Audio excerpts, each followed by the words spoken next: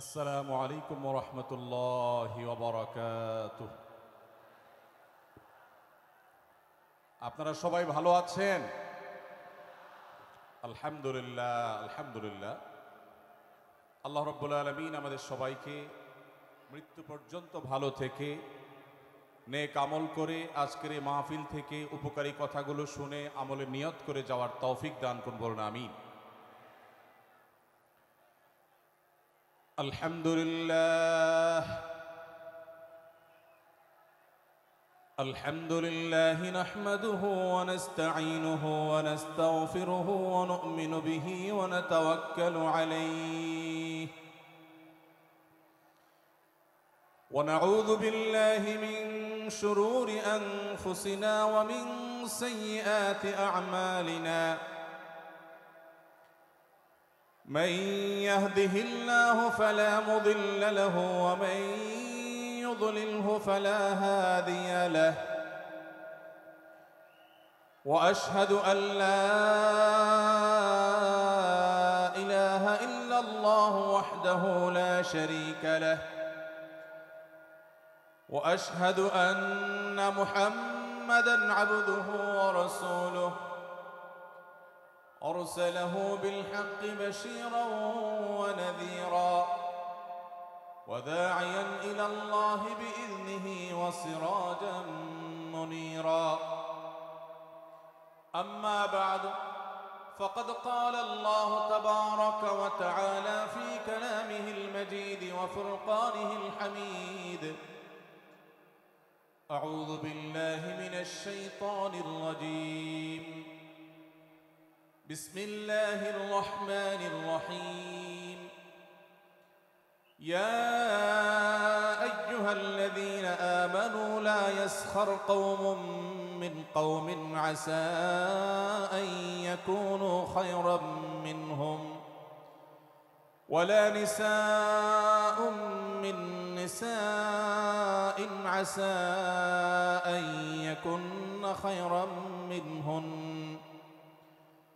ولا تلمزوا أنفسكم ولا تنابزوا بالألقاب بئس الإثم الفسوق بعد الإيمان ومن لم يتب فأولئك هم الظالمون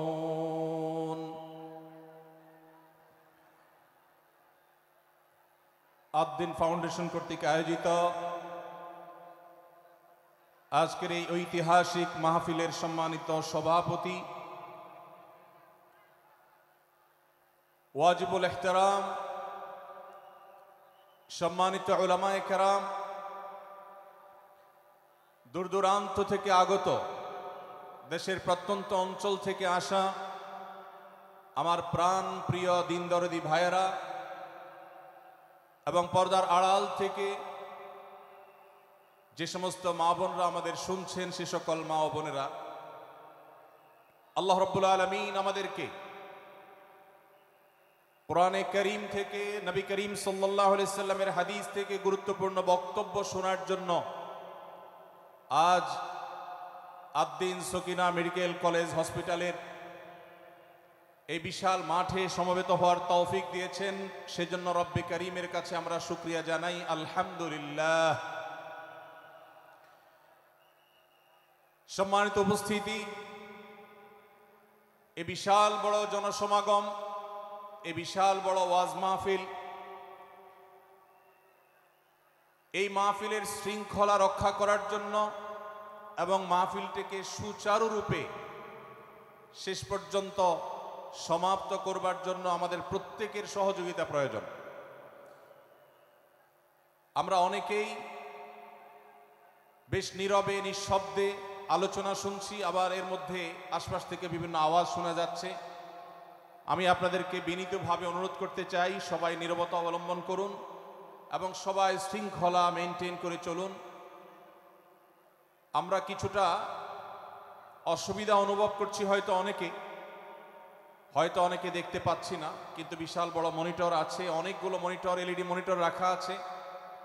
অতএব আমরা যদি একটু ধৈর্য ধারণ করি, মনোযোগ দিয়ে কথা শুনি, তাহলে সেটা আমাদের উপকারে আসবে ইনশাআল্লাহ। আজকের এই মাহফিলে আসার আমাদের যে মূল উদ্দেশ্য, কোরআন এবং হাদিস থেকে আলো গ্রহণ করা, আমাদের জীবনকে কোরআনের আলোতে আলোকিত করা, আল্লাহ এবং তার রাসূল সাল্লাল্লাহু আলাইহি ওয়াসাল্লামের আদর্শে আমাদেরকে আদর্শবান হিসাবে গড়ে তোলা।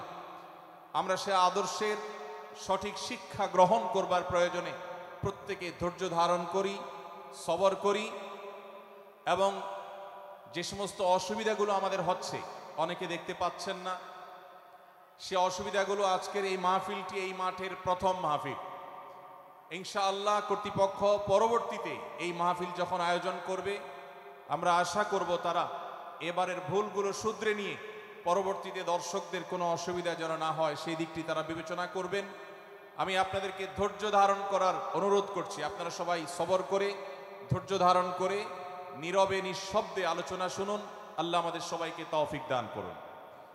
আমাদের আশেপাশে যারা কথা বলছেন, যারা শব্দ করছেন, সে সমস্ত ভাইদেরকে আশপাশে ভাইয়েরা অনুরোধ করে, অনুনয় বিনয় করে, শক্ত ভাষায় নয়, কোমলতার সাথে, বিনম্রতার সাথে অনুরোধ করে তাদেরকে আমরা করজোড় করে, অনুরোধ করে, রিকোয়েস্ট করে তাদেরকে আমরা নীরব করি, নিঃশব্দ করি, এবং নীরবে ওয়াজ এবং আলোচনা শোনার পরিবেশ যেন তারা করেন সেজন্য তাদেরকে সহযোগিতা করি। মাশাআল্লাহ, অনেকখানি নিস্তব্ধ হয়েছে, বাকি যে আওয়াজ হচ্ছে সেটাও আমরা বন্ধ করার চেষ্টা করি। কোরআনের মজলিসে, কোরআনের আলোচনার মজলিসে যদি বিশৃঙ্খলা করা হয়, আলোচনা করা হয়, কথাবার্তা বলা হয়, অন্যকে শুনতে অসুবিধা সৃষ্টি করা হয়, তাহলে সেটা আলাদা একটা গুনাহের কাজ, যেটা ওয়াজের প্যান্ডেলে বসে এই গুনাহের কাজ কোন অবস্থাতে আমরা করতে পারি না। সেজন্য আমরা আশা করব শেষ পর্যন্ত ইনশাআল্লাহ আজকে এই 3 দিন ব্যাপী তাফসীর কোরআন মাহফিলের শেষ দিন, একেবারে শেষ মুহূর্ত পর্যন্ত আমরা নীরব নিস্তব্ধ হয়ে আলোচনা শুনব।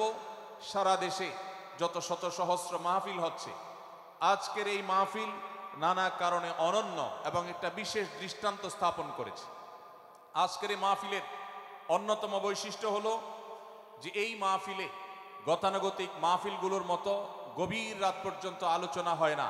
এটি একটি ভালো দিক এবং একটি আদর্শ মাহফিলের অন্যতম পূর্ব শর্ত। গভীর রাত পর্যন্ত দূর দূরান্তে মাইক লাগিয়ে ওয়াজ মাহফিল আয়োজন করা কোনো আদর্শ মাহফিলের চিত্র হতে পারে না। সেই বিচারে, সেই দৃষ্টিকোণ থেকে আদ্দিন ফাউন্ডেশনের আজকের এই মাহফিলটি অত্যন্ত চমৎকার এবং অসাধারণ মাহফিল। কারণ এই মাহফিলের গত 2 দিনের খবর আমি নিয়েছি এবং আজকের দিন সম্পর্কে আমি জেনেছি যে গভীর রাত পর্যন্ত এবং দূর দূরান্ত পর্যন্ত মাইক লাগিয়ে মানুষকে ডিস্টার্ব করার মতো মাহফিল এখানে হচ্ছে না। এটি একটি ভালো দিক।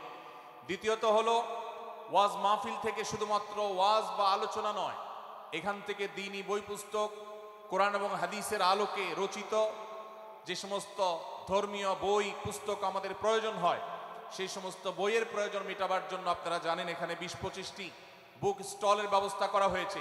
বিশাল বড় বই মেলার আয়োজন করা হয়েছে। অর্থাৎ জ্ঞান বিতরণের 2টি মাধ্যম এখানে একসঙ্গে পাওয়া যাচ্ছে। আমরা কোরআন থেকে আলোচনা শুনছি, আবার কোরআন হাদিসের আলোকে রচিত বই পুস্তক আমরা সাথে নিয়ে যেতে পারছি। এটিও এই মাহফিলের একটি বিশেষ বৈশিষ্ট্য।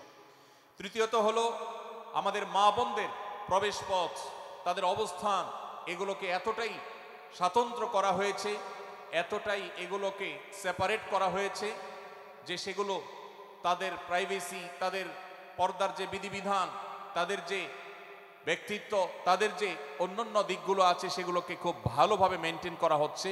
এটিও একটি আদর্শ মাহফিলের গুরুত্বপূর্ণ দিক। আজকাল অনেক ওয়াজ মাহফিলে মা বোনদের জন্য ওয়াজ শোনার ব্যবস্থা রাখা হয়, কিন্তু সেই সমস্ত ওয়াজ মাহফিলে মা বোনদের পর্দা সুন্দরভাবে সুচারুরূপে তারা আসা এবং নিরাপত্তার সাথে আবার ফিরে যাওয়ার মতো পৃথক আসা যাওয়ার রাস্তা ইত্যাদির ব্যবস্থা করা হয় না, যা বহুবিধ ফিতনার কারণ হয়ে থাকে। আজকের এই মাহফিলটিতে সেই দৃষ্টিকোণ থেকে একটি অনন্য দৃষ্টান্ত স্থাপিত হয়েছে যে মা বোনদের জন্য পৃথক ওয়াজ শোনার ব্যবস্থা এবং রাস্তাঘাট পৃথক, যাতে করে তারা তাদের সেই পর্দার বিধিবিধানগুলো মেনটেন করে চলতে পারেন। এই জন্য আমি কর্তৃপক্ষকে বিশেষভাবে ধন্যবাদ দিতে চাই। সেই সাথে আজকের একটা মাহফিলের সম্পূর্ণ নতুন দিক যুক্ত হয়েছে, যেটা আপনারা দেখেছেন, তা হলো প্রত্যেক আলোচক আলোচনা করার আগে তার বায়োগ্রাফি পেশ করা হচ্ছে, তার জীবন বৃত্তান্ত পেশ করা হচ্ছে এবং সংক্ষেপে তার সম্পর্কে ধারণা দেওয়া হচ্ছে। এটিও একটা চমৎকার দিক এবং আমার জানা মতে বাংলাদেশের যে কোনো মাহফিলে এটি প্রথম দৃষ্টান্ত। সেই সাথে এই মাহফিলে আগত আমাদের সম্মানিত দর্শক শ্রোতা মণ্ডলীর জন্য প্রাথমিক চিকিৎসা সম্পর্কে যেন তারা ধারণা নিতে পারেন সেজন্য অনেকগুলো বুথ করা হয়েছে। এই বুথগুলো থেকে একজন মানুষ তার প্রাথমিক স্বাস্থ্য এটার পরীক্ষা নিরীক্ষা বা নিজের চিকিৎসা সম্পর্কে স্টেপ কিভাবে নেবেন সে সম্পর্কে আদ্দিন সকিনা মেডিকেল কলেজের তরফ থেকে একটি বিশেষ আয়োজন হলো, যে বিশেষ ক্যাম্প এবং বুথ করে করে আমাদের দর্শক শ্রোতাকে এই দিক থেকে বিশেষ সার্ভিস দেওয়া হচ্ছে। পর্যাপ্ত টয়লেটের ব্যবস্থা করার কথা আমি শুনতে পেরেছি, জানতে পেরেছি, এবং বক্তাদের আলোচকদের বিভিন্ন উক্তি সম্বলিত ফেস্টুন আমি দেখেছি, যেটা অত্যন্ত নতুন একটা দিক। যদিও সেখানে বক্তাদের ছবি না থাকলে, প্রিন্টেড ছবি না থাকলে সেটা ভালো ছিল। আমি আশা করব কর্তৃপক্ষ সেটি পরবর্তীতে খেয়াল রাখবেন। সেই সাথে আমি একটি বিশেষ অনুরোধ তাদেরকে করেছি, তা হলো এই 3 দিন ব্যাপী তাফসিল কোরআন মাহফিলে আলোচকগণ কোরআন এবং হাদিস থেকে যে সমস্ত আলোচনা বক্তব্য পেশ করেছেন এবং করবেন তার সবগুলোর সামারি একটি স্মারক গ্রন্থ আকারে যদি প্রকাশ করা হয়, একটি স্মারক পুস্তিকা আকারে প্রকাশ করার পর যদি এটি বিতরণ করা হয়, তাহলে মাহফিলটি হারিয়ে যাবে না, মাহফিলটি আমাদের ঘরে ঘরে থেকে যাবে, আমাদের জীবনকে আলোকিত করবে। আমি আশা করব ওয়াজ মাহফিল, যেটি এই দেশের সবচেয়ে প্রাচীনতম কালচারের অন্যতম, এদেশের সবচেয়ে শক্তিশালী সংস্কৃতির অন্যতম হলো ওয়াজ মাহফিল। এই ওয়াজ মাহফিলগুলো আদর্শ ওয়াজ মাহফিলে পরিণত হবে। এই ওয়াজ মাহফিলগুলো মানুষের বিরক্তির কারণ হবে না। শহর এলাকায় রাত বিরাতে গভীর রাত পর্যন্ত দূর দূরান্তে মাইক লাগিয়ে মানুষের দুর্ভোগ সৃষ্টির কারণ হবে না। উচ্চ শব্দ দিয়ে মানুষকে বিরক্ত করার কারণ হবে না মাহফিলগুলো। আমরা যদি আদর্শ ওয়াজ মাহফিলের দৃষ্টান্ত স্থাপন করতে পারি, তাহলে এই দেশ কোরআনের আলোয় আলোকিত হবে, হাদিসের আলোকে আলোকিত হবে, আমাদের ঘরগুলো আলোকিত হবে দ্বীনের নূর এবং আলো দ্বারায়। আল্লাহ রাব্বুল আলামিন আমাদের সবাইকে কোরআন এবং হাদিসের আলো থেকে আলোকিত হওয়ার তৌফিক দান করুন। আজকের এই মাহফিলে আমরা যেরকম সবাই সমবেত হয়েছি, মাশাআল্লাহ চরম নীরব নিস্তব্ধ পরিবেশে সবাই পিনপতন নীরব হয়ে এই মুহূর্তে কথা শুনছি। আমি আশা করব শেষ মুহূর্ত পর্যন্ত আমরা এই অবস্থা বজায় রাখব। আরশে আজিমের মালিকের কাছে ফরিয়াদ করি, হে আল্লাহ, হে আরশের মালিক, আপনি আমাদের সবাইকে এখানে যেরকম একত্রিত হওয়ার তৌফিক দিয়েছেন, জান্নাতুল ফেরদাউসের আঙ্গিনায় প্রিয় হাবিব মুহাম্মদ মুস্তাফা সাল্লাল্লাহু আলাইহি সাল্লামের সাথে আমাদেরকে এরকম একত্র হওয়ার, সমবেত হওয়ার তৌফিক দান করুন, বলুন আমিন। সম্মানিত ভাইয়েরা, আমি আপনাদের সম্মুখে কোরআনে কারীমের গুরুত্বপূর্ণ একটি সূরা, সূরা হুজরাতের একটি আয়াত তেলাওয়াত করেছি। সূরা হুজরাতের 7টি বিশেষ সামারি আপনাদের সামনে আমি তুলে ধরতে চাই।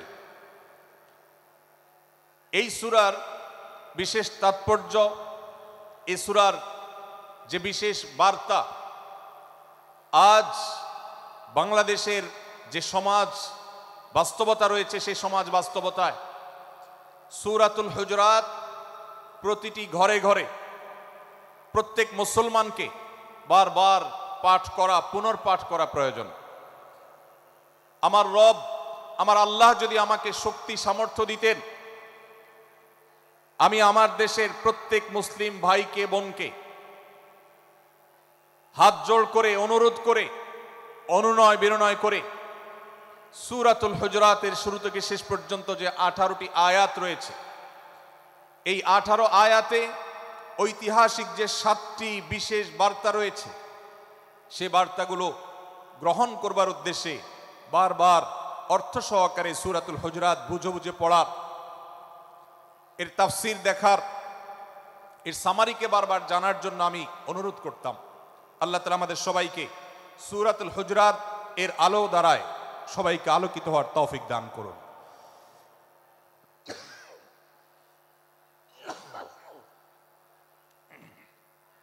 সম্মানিত উপস্থিতি, আমি যে সূরার সামারি আপনাদেরকে বলতে যাচ্ছি, যে সূরাকে সামনে রেখে আজকের এই ঐতিহাসিক মাহফিলে কোরআনে কারীমের দেওয়া 7টি বার্তা দিতে চাইছি, সেই সূরার নাম হলো সূরাতুল হুজরাত। এই সূরা কোরআনে কারীমের 26তম পারায় অবস্থিত এবং এই সূরা কোরআনে কারীমের সূরার যে সিরিয়াল, সেই সূরার সিরিয়ালে 49তম সূরা। এই সূরার আয়াত সংখ্যা হলো 18।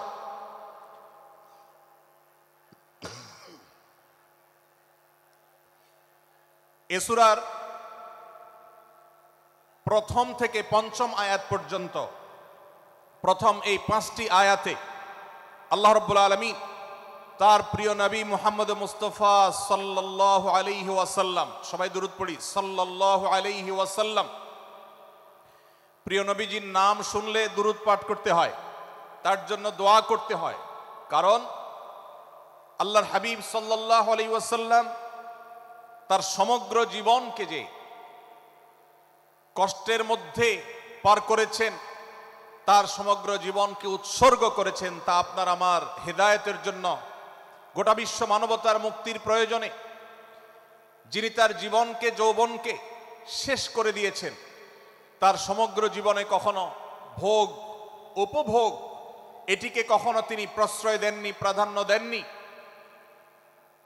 দিনাতিপাত করেছেন অত্যন্ত কষ্টের সাথে, শত সহস্র বাধার সম্মুখীন হয়েছেন, শুধুমাত্র কিয়ামত পর্যন্ত আগত সকল মুসলিম নরনারীর কাছে যেন কোরআনের বার্তা পৌঁছে যায়, সবাই যেন হেদায়েত প্রাপ্ত হয়ে যায়, সবাই যেন মুক্তি প্রাপ্ত হয়ে যায়, সবাই যেন জান্নাতি হয়ে যায়, সবাই যেন জাহান্নাম থেকে মুক্তি লাভ করে, এই উদ্দেশ্যে তার সমগ্র জীবনকে তিনি উৎসর্গ করেছেন। আমাদের হেদায়েতের জন্য, আমাদের কল্যাণের পথে আহ্বানের জন্য, আমাদের জান্নাতে নেওয়ার জন্য, যার সমগ্র জীবনে কখনো ভোগ উপভোগকে প্রশ্রয় দেননি, কষ্টে নিপতিত হয়েছেন।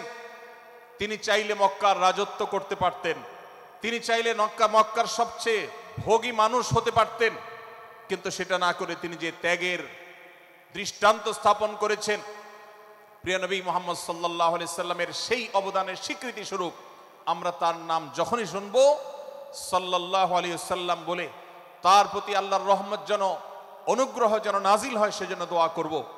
আল্লাহ তাআলা তার হাবিবকে রহমত এমনিতেই দান করবেন, আপনি আর আমি তার জন্য রহমতের দোয়া করার মধ্য দিয়ে আমরা সৌভাগ্যবান মানুষের কাতারে শামিল হতে পারবো।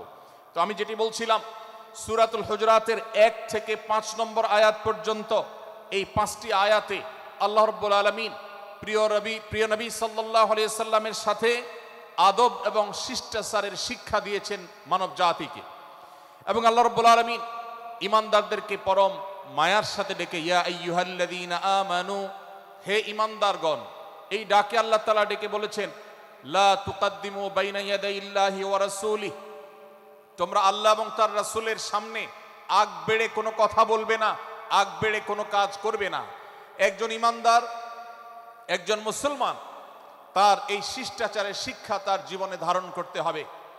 যখনই আল্লাহ কোনো কথা বলেছেন, আল্লাহ রাসূল সাল্লাল্লাহু আলাইহি সাল্লাম কোনো কথা বলেছেন, এটি নিশ্চিত হতে পারবো আমরা, তখন একজন ঈমানদার আর কখনো সেটার উপর কোনো কথা বলবে না, আগ বেড়ে কোনো কিছু করবে না, কোনো প্রকার সীমা লঙ্ঘন করবে না। ক্বাল আল্লাহ ক্বাল রাসূল, আল্লাহ বলেছেন, আল্লাহ রাসূল বলেছেন, এটি শোনার পর সে তার আপদমস্তককে সারেন্ডার করবে, সে নিজেকে আত্মসমর্পণ করবে। এরপর তার কোনো যুক্তিকে, কোনো বুদ্ধিকে, তার কোনো মতামতকে সে সেখানে আর দাঁড় করাবার চেষ্টা করবে না। এটা একজন শিষ্টাচার বিশিষ্ট ঈমানদারের বৈশিষ্ট্য। কোরআন এই শিক্ষা আমাদেরকে দিয়েছে। ভাইরা আমার, এই শিক্ষাকে ধারণ করে আমরা যারা নিজেদেরকে মুসলমান দাবি করছি, আমাদের সম্মানীয় যারা আছেন, আল্লাহকে যেরকম আমরা সম্মান করি, আল্লাহ রাসূলকে যেরকম সম্মান করি, ঠিক একইভাবে আমাদেরকে যে সমস্ত মানুষগুলোকে সম্মান করার নির্দেশ করা হয়েছে, ওলামা একরাম রয়েছেন, আমাদের বাবা মা, বয়সে বড়, শিক্ষিত, এবং যারা আমাদের শিক্ষক বৃন্দ আছেন, এভাবে যারা আমাদের সম্মানের পাত্র আছেন, সে মানুষগুলোর সামনে আগ বেড়ে যেন কোনো কিছু না করি। সে আগ বাড়াটা কথার ক্ষেত্রে হতে পারে, চলার ক্ষেত্রে হতে পারে, আচরণের ক্ষেত্রে হতে পারে। এই শিষ্টাচারের শিক্ষা সূরা হুজুরাতের প্রথম আয়াতে আমাদেরকে দেয়া হয়েছে।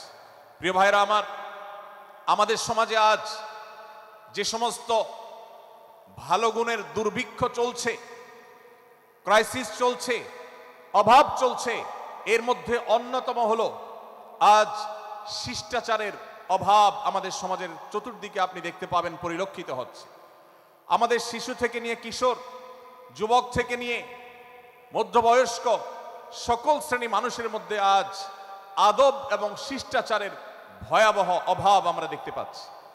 বিশেষ করে পশ্চিমা সংস্কৃতিকে আমাদের এই স্বদেশে, আমাদের এই মুসলমানদের সমাজে জোর করে পুশ করাবার, সে সমস্ত এজেন্ডাকে বাস্তবায়ন করবার যে প্রচেষ্টা এদেশের এক শ্রেণীর মানুষকে করতে দেখা যায়, তারা এদেশের সমাজের খাঁজে বাজে থাকা ইসলামের কৃষ্টি, কালচার এবং সংস্কৃতিগুলোকে ধুয়ে মুছে পরিষ্কার করবার জন্য শত সহস্র উদ্যোগ নিয়েছে।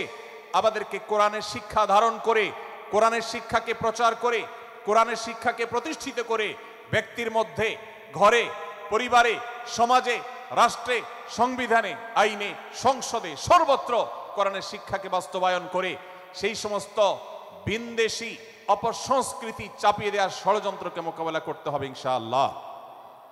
ভাইরা আমার, আর সেজন্য সূরা হুজরাতের এই শিষ্টাচারের শিক্ষা আমাদের জীবনে খুবই গুরুত্বপূর্ণ। আমরা যখনই কোনো সম্মানীয় ব্যক্তির কাছে আমরা থাকব, তাদের কথার উপরে কথা বলা, তাদের সাথে তর্ক করা, তাদের সামনে আগ বেড়ে কথা বলা, এমনকি তারা যখন চলবেন তাদের সামনে সামনে হাঁটা, এই সবগুলো কোরআনের এই শিষ্টাচারের যে শিক্ষা আছে এর পরিপন্থী। প্রিয় নবী সাল্লাল্লাহু আলাইহি সাল্লামের সময়কার একটি ঘটনা, এক ব্যক্তি তার বাবার সাথে হেঁটে যাচ্ছিলেন, বোঝা যাচ্ছিল না যে তাদের মধ্যে বাবাকে সন্তানকে। অনেক সময় বাপ সন্তানের বাহ্যিকভাবে দেখে বোঝা যায় না, এরকম কোনো কোনো ক্ষেত্রে হয়। জিজ্ঞেস করা হলো তাদেরকে, তোমাদের মধ্যে বাবাকে সন্তানকে? বলা হলো যে অমুক বাবা, অমুক সন্তান। তখন নির্দেশনা দেওয়া হলো যে সন্তান তার হাঁটা এবং চলার মধ্য দিয়ে এই বিনয়ের প্রকাশ ঘটাতে হবে, আনুগত্যের প্রকাশ ঘটাতে হবে, সম্মান এবং শ্রদ্ধার প্রদর্শন করতে হবে, যার মধ্য দিয়ে বোঝা যায় যে কে সন্তান আর কে বাবা, এটার জন্য জিজ্ঞেস করতে না হয়। আজ আমাদের যারা তরুণ আছি, আমরা যুবক আছি, আমরা অনেকেই পশ্চিমা সংস্কৃতি দ্বারা প্রভাবিত হয়ে আমরা শিষ্টাচারের এই গণ্ডি এবং সীমানা পার হয়ে চলে গেছি। কোরআন আমাদেরকে শিষ্টাচারের শিক্ষা দিচ্ছে যে আমরা সিনিয়রদের সামনে বিনয়ের সাথে আচরণ করব, তাদের সামনে সামনে চলা থেকে বিরত থাকব, যথাসম্ভব তাদেরকে অনুসরণ করার চেষ্টা করব, তাদের সাথে কথা হবে, তাদের আগ বেড়ে কথা হবে না, তাদের কোনো জিজ্ঞাসা থাকলে সেটার উত্তর হবে বিনয়ের সাথে। এই শিষ্টাচারের শিক্ষা আমাদেরকে দেয়া হয়েছে। এবং একইভাবে সূরা হুজরাতের প্রথম বার্তার মধ্যে নবী সাল্লাল্লাহু আলাইহি সাল্লামের সাথে আরেকটি শিষ্টাচার শেখানো হয়েছে, তা হলো আল্লাহ রাব্বুল আলামিন আমাদের কণ্ঠকে, আমাদের আওয়াজকে, আমাদের কথাকে নবী সাল্লাল্লাহু আলাইহি সাল্লামের কথার চাইতে যেন আগ বেড়ে না যায়, তার চাইতে যেন উঁচু কণ্ঠে আমরা কথা না বলি, তার চাইতে যেন উচ্চ স্বরে কথা না বলি, সেই শিক্ষা দিয়েছেন, সেই শিষ্টাচারের শিক্ষা আমাদেরকে দেওয়া হয়েছে। ভাইরা আমার, প্রিয় নবী সাল্লাল্লাহু আলাইহি সাল্লামের সাহাবীরা নবী সাল্লাল্লাহু আলাইহি সাল্লামের প্রতি আদব এবং শিষ্টাচার এত বেশি প্রদর্শন করতেন যে নবী করিম সাল্লাল্লাহু আলাইহি সাল্লামের প্রতি এই শিষ্টাচারের কথা যখন বলা হয়, সাহাবীরা অনেকে নবী করিম সাল্লাল্লাহু আলাইহি সাল্লামের সাথে কথা বলতে রীতিমতো ইতস্তত বোধ করছিলেন যে কিভাবে কথা বলবো, না জানে জোরে হয়ে যায় এবং তাতে না জানে আমি বেয়াদবের কাতারে শামিল হয়ে যাই, শিষ্টাচার বহির্ভূত কাজ করে ফেলি। এবং আল্লাহ তাআলা যে সতর্কীকরণ করেছেন সূরা হুজরাতের এই 1 থেকে 5 নম্বর আয়াতের মধ্যে, তার আওতায় আমি না জানে পড়ে যাই। তখন সাহাবা ইকরাম বিনয় এবং বিনম্রতা অবলম্বন করেছেন এবং তারা একরকম বিপাকে পড়ে গেছেন। এতটা তারা সভ্য ছিলেন, এতটা তারা নম্র ছিলেন, এতটা তারা বিনম্র আচরণ করতেন নবীজির সাথে। ভাইরা আমার, এই বিষয়টিও আমরা শুধুমাত্র আমাদের প্রিয় নবীজির জন্য নয়, এটি আমাদের মা বাবা, আমাদের সম্মানের পাত্র যারা আছেন, আমাদের বয়সে যারা সিনিয়র আছেন, তাদের সামনে কথা বলার সময় আমরা মেনটেন করে চলবো। অর্থাৎ আমরা উচ্চ কণ্ঠে তাদের সামনে কথা বলবো না। এই মাহফিলে এখনো শত শত হাজারো মানুষ হয়তো এমন আছেন যারা মায়ের সামনে, বাবার সামনে, বড় ভাইয়ের সামনে, শিক্ষকের সামনে, সিনিয়রদের সামনে, মুরব্বীদের সামনে, ওলামাদের সামনে উচ্চ কণ্ঠে কথা বলেন। প্রিয় ভাইরা আমার, আমরা মুসলমানদের সন্তান, আমরা মুহাম্মদ সাল্লাল্লাহু আলাইহি সাল্লামের উম্মত, আমরা আবু বকর, ওমর, ওসমান, আলী রাদিয়াল্লাহু আজমাইনের অনুসারী, আমরা কোরআনের অনুসারী। কোরআনের অনুসারী কখনো বেয়াদব হতে পারে? কোরআনের অনুসারী কখনো বেয়াদব হতে পারে? কোরআন যে শিষ্টাচারের শিক্ষা দিয়েছে, এই শিক্ষা আজ আমাদের মধ্যে ধারণ করতে হবে, আমাদের সন্তানদের শেখাতে হবে, আমাদের ঘরে ঘরে এই শিক্ষা চর্চা করতে হবে, আমাদের সমাজে এটিকে প্রতিষ্ঠিত করতে হবে। পশ্চিমা সংস্কৃতির যে ছোবল, সে ছোবল আমাদের সন্তানদেরকে আজকাল অনেক ক্ষেত্রে বেয়াদবে পরিণত করছে, তাদের অনেক সময় শিষ্টাচার থেকে বের করে দিচ্ছে। তারা কখনো স্বাধীনতার নামে, কখনো মত প্রকাশের নামে, কখনো বিভিন্ন নামে তারা কিন্তু হারিয়ে যাচ্ছে। আজকের এই বাস্তবতাকে উপলব্ধি করে সূরা হুজরাতের 1 থেকে 5 নম্বর আয়াত এর শিক্ষাকে আমাদের মধ্যে ধারণ করতে হবে। আল্লাহ তাআলা আমাদের সবাইকে সেই তৌফিক দান করুন। ভাইরা আমার, সূরা হুজরাতের প্রথম বার্তা, প্রিয় নবী সাল্লাল্লাহু আলাইহি সাল্লামের সাথে শিষ্টাচার, আল্লাহ এবং তার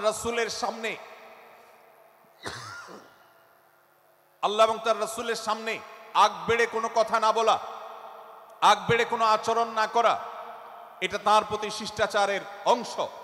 এবং আল্লাহ রাসূলের সামনে উচ্চ কণ্ঠে জোরে কথা না বলা, এটাও তার প্রতি শিষ্টাচারের অংশ। আল্লাহ তাআলা আমাদেরকে এই শিষ্টাচার আমাদের জীবনের প্রত্যেকটা পদে পদে ধারণ করার তৌফিক দান করুন, বলুন আমিন।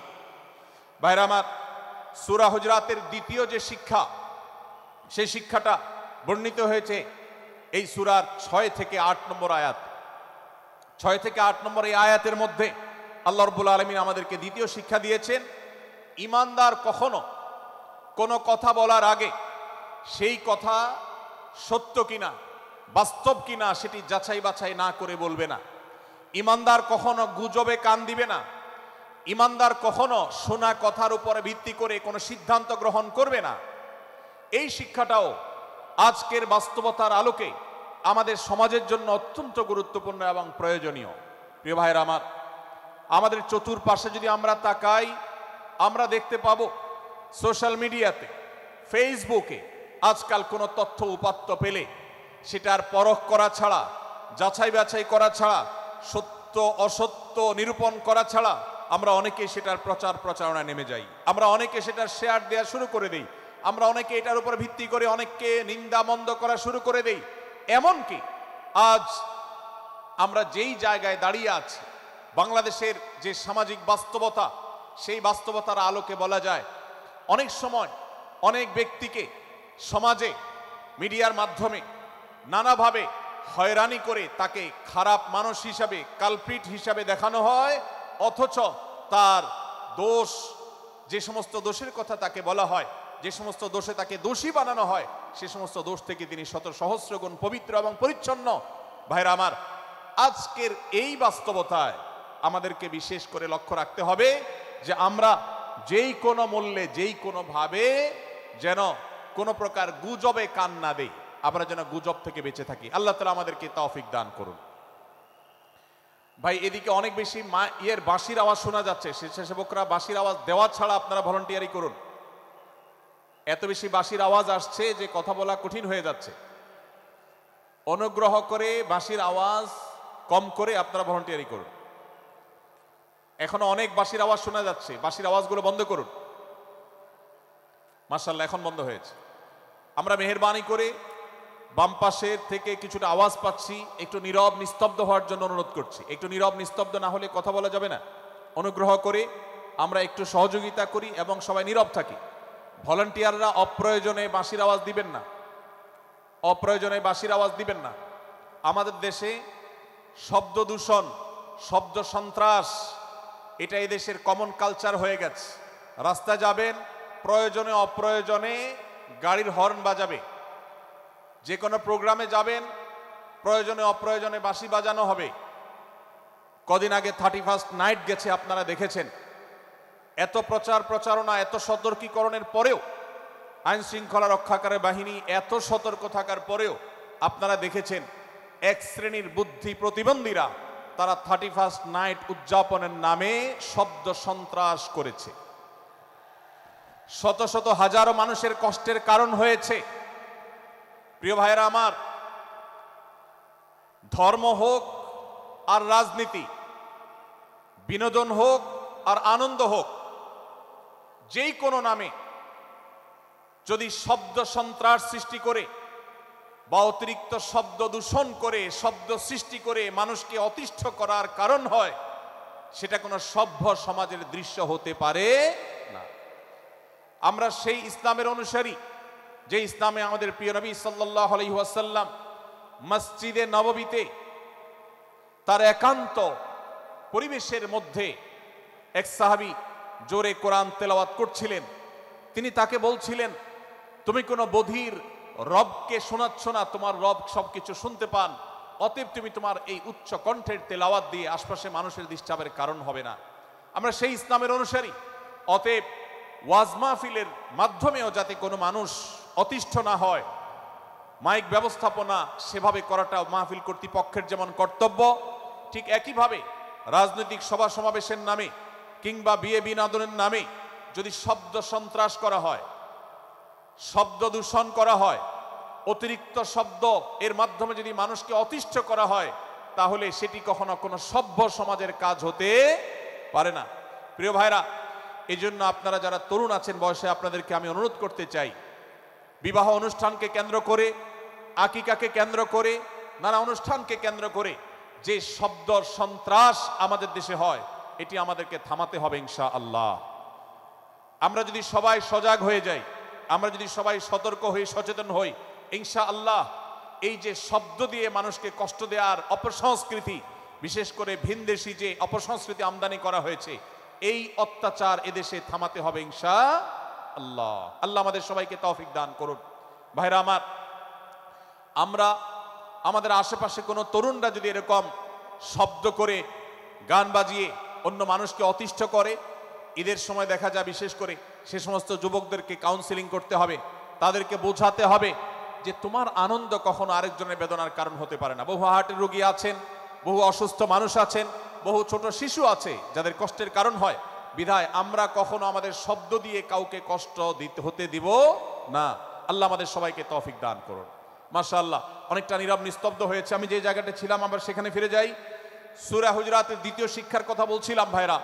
6 থেকে 8 নম্বর আয়াত যদি আপনি পাঠ করেন সূরা হুজুরাতের, আপনি দেখতে পাবেন সেখানে আল্লাহ রাব্বুল আলামিন ঈমানদারদেরকে যেই কোনো সংবাদ, যে কোনো তথ্য, বিশেষ করে অনির্ভরযোগ্য সূত্র থেকে যখন পাবে, ফাসিক থেকে যখন শুনবে, যার ভিতরে আল্লাহর ভয় নাই সেরকম মানুষ থেকে যখন পাবে, সেই সংবাদ তথ্য উপাত্ত যাচাই করা ছাড়া সেই সংবাদ যেন বলে না বেড়ায়। আপনি শহরে যান কিংবা গ্রামে, শিক্ষিত দেখুন কিংবা অশিক্ষিত, সর্বশ্রেণীর মানুষের মধ্যে আজ এই ব্যাধি দেখতে পাবেন চরম আকার ধারণ করেছে। কারোর ব্যাপারে কোনো নেগেটিভ কথা শুনেছেন, কোনো মন্দ কথা শুনেছেন, সে কথার প্রচার প্রচারণা শুরু করে দেন। সেটা কি সঠিক কিনা, সেটা কি সত্য কিনা, সেটা কি যথার্থ কিনা, সেটা কোনো প্রপাগান্ডা কিনা, সেটা কোনো মিথ্যাচার কিনা, সেটা কোনো গুজব কিনা, এটা যাচাই করার প্রয়োজন অনুভব করে না। অথচ আমরা সেই মুহাম্মদ সাল্লাল্লাহু আলাইহি সাল্লামের উম্মত, যে মুহাম্মদ সাল্লাল্লাহু আলাইহি সাল্লাম আমাদেরকে সতর্ক করেছেন, কাফা বিল মারই কাযিবান আন ইউহাদ্দিসা বিকুল্লি মা সামিআ, কোন ব্যক্তি যা শুনে সেটাই যদি বলে বেড়ায়, তথ্য উপাত্ত যাচাই না করে, সেটাকে ভালো করে যাচাই বাছাই না করে, সেটাকে অনুসন্ধান না করে, সত্য সত্য নিরূপণ করবার চেষ্টা না করে, তাহলে সে মিথ্যাবাদী হওয়ার জন্য যথেষ্ট। এজন্য আজকের এই মাহফিল থেকে আমরা অঙ্গীকার করে যাব, আজকের এই মাহফিল থেকে আমরা নিয়ত করে যাব, এই মজলিসে বসে এই মুহূর্তে নিজে নিজে সংকল্প করব, আমার জীবনে সোশ্যাল মিডিয়া কিংবা ফেসবুকে, ইউটিউবে অথবা অফলাইনে আমার বাস্তব জীবনে আমি কখনো কোনো মানুষ সম্পর্কে যে কোনো তথ্য উপাত্ত পেয়ে ভুল কোনো ধারণা, মন্দ কোনো ধারণা করার প্রতি পোষণ করব না। কোনো তথ্য উপাত্ত যদি পাই, কোনো সংবাদ যদি পাই অনির্ভরযোগ্য সূত্রে, তাহলে সেক্ষেত্রে সেটা যাচাই বাছাই করা ছাড়া আমি সেটাকে বিশ্বাস করতে যাব না। এটাই হলো আমাদের ঈমানের দাবি। ভাইরা আমার, একজন ঈমানদার এতটা সরল হবে না যে যা শুনবে সে সেটাকে বিশ্বাস করে বসবে। একজন ঈমানদার এতটা বাস্তবতা থেকে দূরে থাকবে না যে তিনি তার পাওয়া কোনো সংবাদকে অনুসন্ধান করবে না। আল্লাহ তাআলা আমাদের সবাইকে সূরা হুজুরাতের এই দ্বিতীয় শিক্ষাটাকে আমাদের জীবনে ভালো করে ধারণ করার তৌফিক দান করুন। আল্লাহ বলেছেন, ইয়া আইয়ুহাল্লাযীনা আমানু, হে ঈমানদারেরা, ইন জাআকুম ফাসিকুম বিনাবাইন ফাতাবায়ানু, তোমাদের কাছে কোনো ফাসিক, যার মধ্যে আল্লাহর ভয় নেই, এরকম কোনো মানুষ যদি কোনো সংবাদ উপস্থাপন করে, এমনকি গণমাধ্যমেও যদি কোনো সংবাদ প্রচারিত হয়, সংবাদদাতার মধ্যে যদি আল্লাহর ভয় না থাকে, সে যদি টাকার বিনিময়ে কারোর চরিত্র হনন করতে পারে, সে যদি অ্যাডভার্টাইজ পেয়ে কোনো কোম্পানির হয়ে দালালি করতে গিয়ে অন্য কারোর বিরুদ্ধে কোনো মিথ্যাচার করে, সে যদি বিদেশিদের এজেন্ডা বাস্তবায়ন করতে গিয়ে আলেম সমাজের চরিত্রকে কলঙ্কিত করে, কোনো ভালো মানুষকে দোষী হিসাবে সাব্যস্ত করে, তো আল্লাহ তাআলা আমাদেরকে সতর্ক করেছেন, ফাতাবায়ানু, সেই সংবাদ সত্য কিনা আমাদেরকে যাচাই করতে হবে। আন তুসিবু কওমান বিজাহালাহ ফাতুসবিহু আলা মা ফাআলতুম নাদিমিন, যদি আমরা যাচাই বাছাই না করে যা শুনি সেটাকে বিশ্বাস করতে থাকি, তাহলে আমরা এক সময় লজ্জিত হতে হবে, অনুতপ্ত হতে হবে আমাদের এই ভুল অবস্থানের কারণে। এজন্য ভাইরা, আজকের এই মাহফিল থেকে আমরা প্রতিশ্রুতি নিজের সঙ্গে নিজে দিয়ে যাব যে আমরা কখনো কোনো তথ্য উপাত্ত পেলে, কোনো সংবাদ পেলে সেটাকে বিশেষ করে কারোর চরিত্র সম্পর্কিত যদি হয়, কারোর সম্পর্কে নেগেটিভ যদি হয়, তাহলে সেটাকে বিশ্বাস করবার আগে ভালো করে অনুসন্ধান করব। যতক্ষণ আমি নিশ্চিত না হব ততক্ষণ পর্যন্ত সেটার প্রচার করব না। আল্লাহ তাআলা আমাদের সবাইকে কোরআনের এই শিক্ষাটাও আমাদের জীবনে ধারণ করবার তৌফিক দান করুন। ভাইরা আমার, তৃতীয় যে শিক্ষা সূরা হুজুরাতের, সেটি হলো আল্লাহ রাব্বুল আলামিন সূরা হুজুরাতের 9 এবং 10 নম্বর আয়াতে ইমানদারদের মধ্যে যদি কখনো মতভিন্নতা, মতপার্থক্য, এটা যদি মারামারিতে পরিণত হয়, ইমানদারদের মধ্যে যদি কখনো দুই পক্ষ গন্ডগোল এবং ফাসাদের মধ্যে লিপ্ত হয়ে যাওয়ার মতো দৃশ্যের অবতারণা হয়, তাহলে আমরা যেন আমাদের মুসলমান ভাইদের ঘর পোড়ার মধ্যে আলু পোড়া দিতে না যাই। আমরা যেন আমাদের মুসলমান ভাইদের মধ্যকার বিভেদকে আরো বৃদ্ধি করতে সহায়তা না করি। আমরা যেন মীমাংসার পথ অবলম্বন করি। আমরা যেন তাদের মধ্যকার সম্পর্কের যে অবনতি হয়েছে সেটাকে দূর করবার চেষ্টা করি। আল্লাহ রাব্বুল আলামিন এই নির্দেশ দিতে গিয়ে বলেছেন, ওয়া ইন তাইফাতানি মিনাল মুমিনিনা ইকতাতালু, যদি ইমানদারদের দুটি দল, দুটি গ্রুপ নিজেদের মধ্যে মারামারিতে লিপ্ত হয়ে যায়, ফাসলিহু বাইনাহুমা, তাহলে তোমরা সেই বিবাদমান দুটি দলকে মীমাংসা করবার চেষ্টা করবে। আজ আমাদের মধ্যে এরকম বহু বিষয়কে কেন্দ্র করে মুসলমানদের মধ্যে অনেক সময় মুখোমুখি অবস্থান আমরা দেখতে পাই, যা দুর্ভাগ্যজনক, যা হওয়ার কথা ছিল না। এমনকি জাগতিক বিষয়ে যেমন হয়, ধর্মের নামে, ইসলামের নামে আজ আমরা হাজার হাজার টুকরা হয়েছি। আজ গোটা বিশ্বে আমাদের মুসলমানদের যে অবস্থান দুর্বল হয়েছে, এর অন্যতম প্রধান কারণ হলো আমাদের অনৈক্য।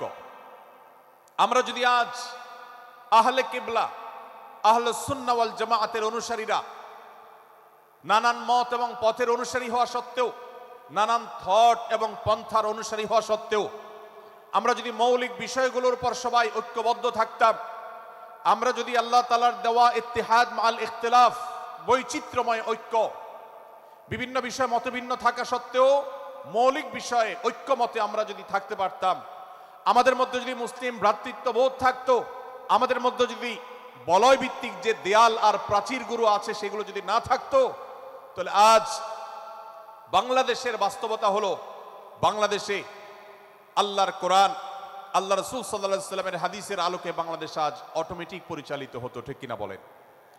আমরা যদি আজ ঐক্যবদ্ধ থাকতাম, তাহলে এদেশের হাতে গোনা যাবে এরকম স্বল্প সংখ্যক নাস্তিকেরা, ইসলাম এবং মুসলমানদের শত্রুরা, তারা আমাদেরকে নিয়ে তারা আজ যে খেলা খেলছে, আমাদেরকে যে তারা শাসন করছে, আমাদেরকে যে তারা তাদের অধীনস্থ করে রাখছে, আমাদের উপরে যে আজ ভিনদেশি কালচার চাপিয়ে দিচ্ছে, আমাদের উপরে তারা যে আজ কর্তৃত্ব করছে, আমাদেরকে আজ টুকরা টুকরা করছে, এই দুঃসাহস তারা কোনোদিন দেখাতে পারতো না যদি আমরা ঐক্যবদ্ধ থাকতাম।